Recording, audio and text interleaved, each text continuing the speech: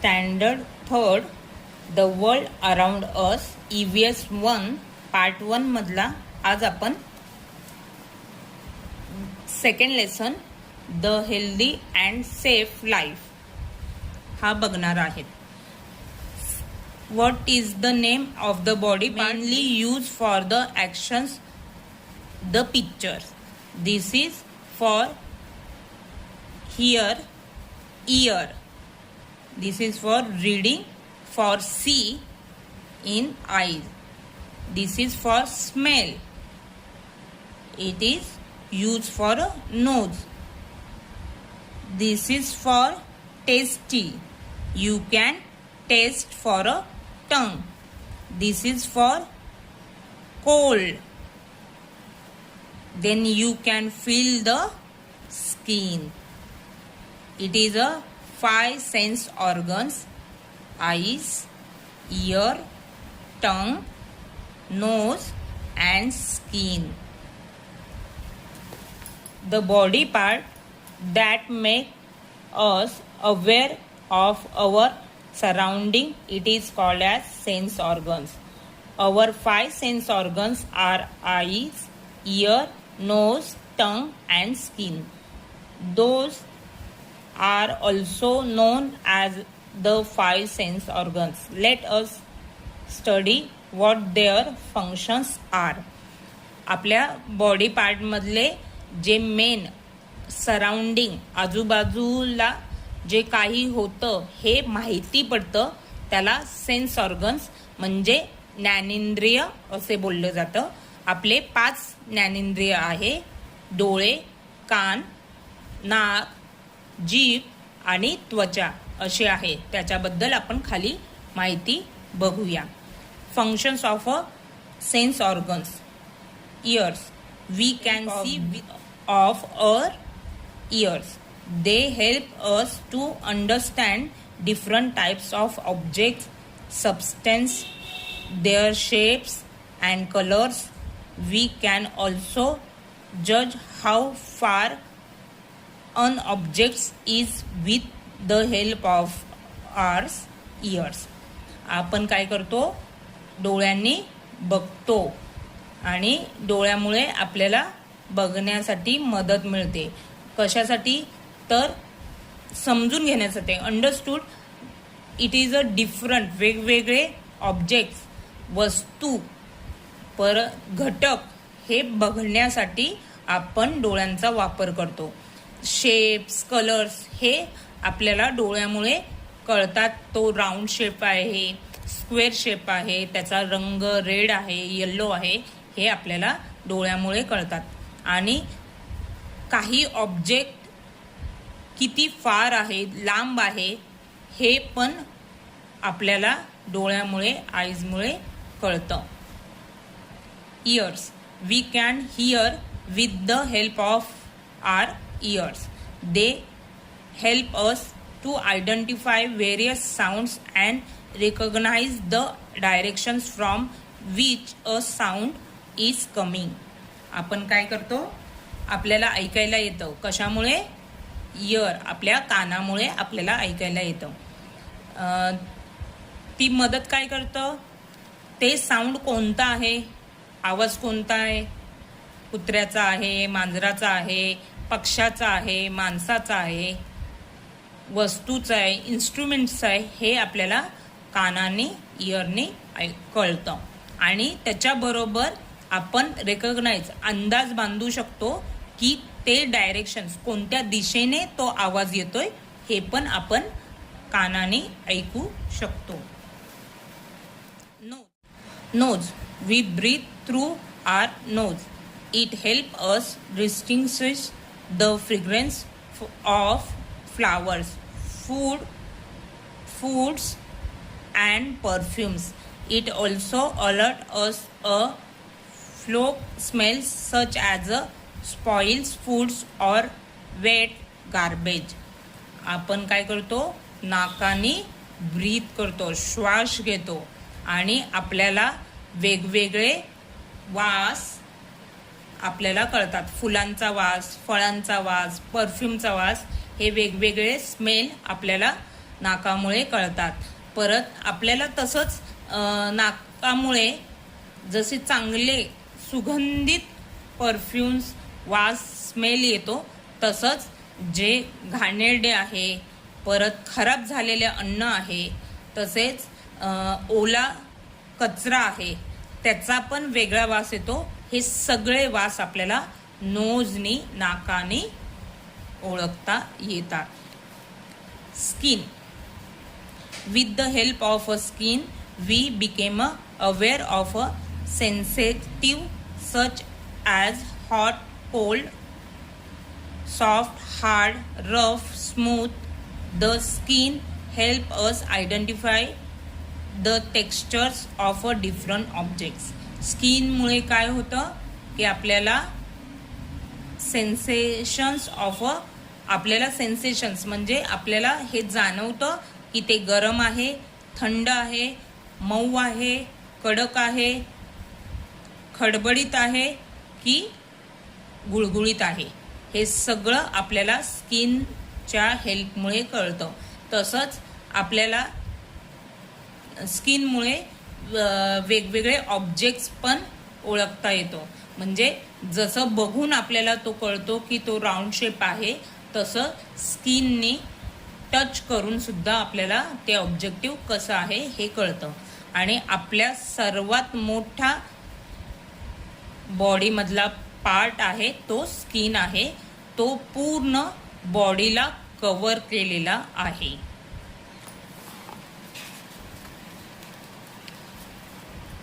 शेवटचं sense organs आहे टंग.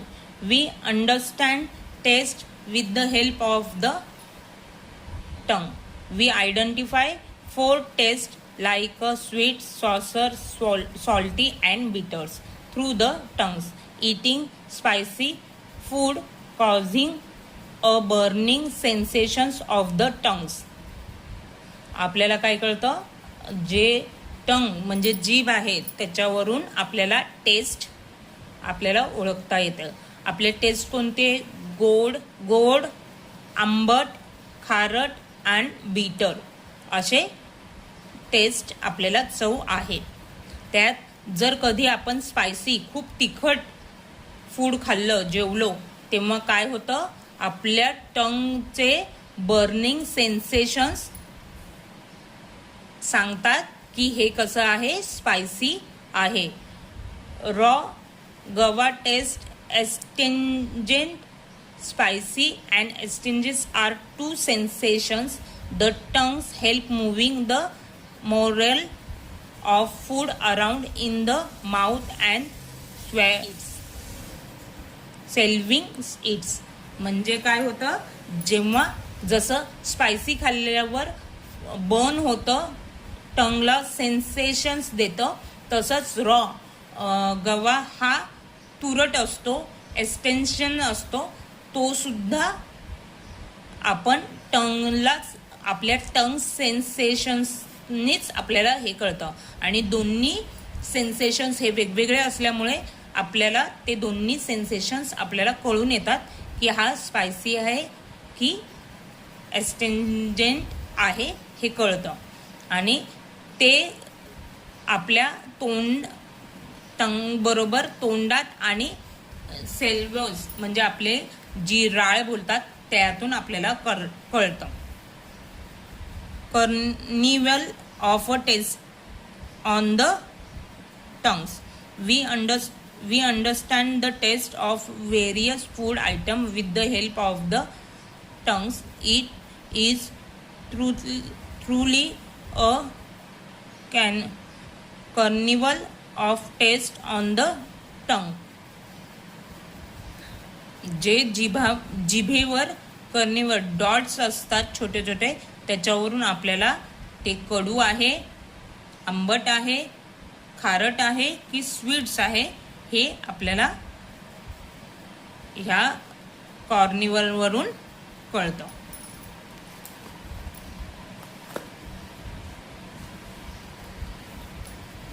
Healthy habit.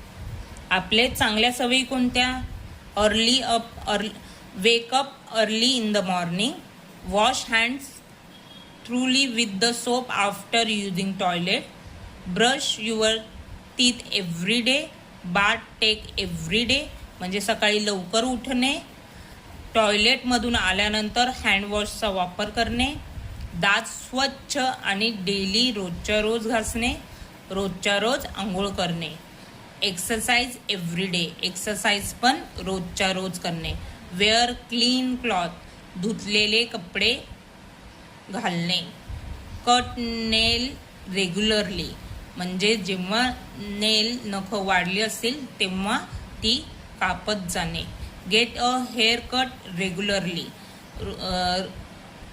Hair cut म्हणजे केसाची सुद्धा वाढ झाल्यानंतर ते कट करणे. Wash hair regularly. हेअर पण वॉश करणे गरजेचं आहे. Drink enhance water. जेवढी गरज आहे पाण्याची तेव्हा पाणी पिणे गरजेचं आहे. Eat nutritions food. जे न्यूट्रिशन्स शरीराला लागणारे अन्न खाल्ले पाहिजे. Get enough sleep. जेवढी शरीराला झोपेची गरज आहे तेवढ्या वेळ झोपणे गरजेचे आहे. Wash hands थ्रूली before the after meals. Meals म्हणजे जेवण. जेवणाच्या अगोदर आणि जेवल्यानंतर हँडवॉश करणे गरजेचं आहे. Do not spits in public place. Spit म्हणजे थुकणे. सार्वजनिक ठिकाणाच्या जागी थुंकू नये. Throw garbage only the dustbin. कचरा कुंडीतच कचरा टाकणे गरजेचं आहे. Do not spout or speak in a loud voice. म्हणजे खूप मोठ्याने आणि वाईट पद्धतीने बोलू नये. ह्या आपल्या शरीर चांगलं राहण्यासाठी हॅबिट्स आहे.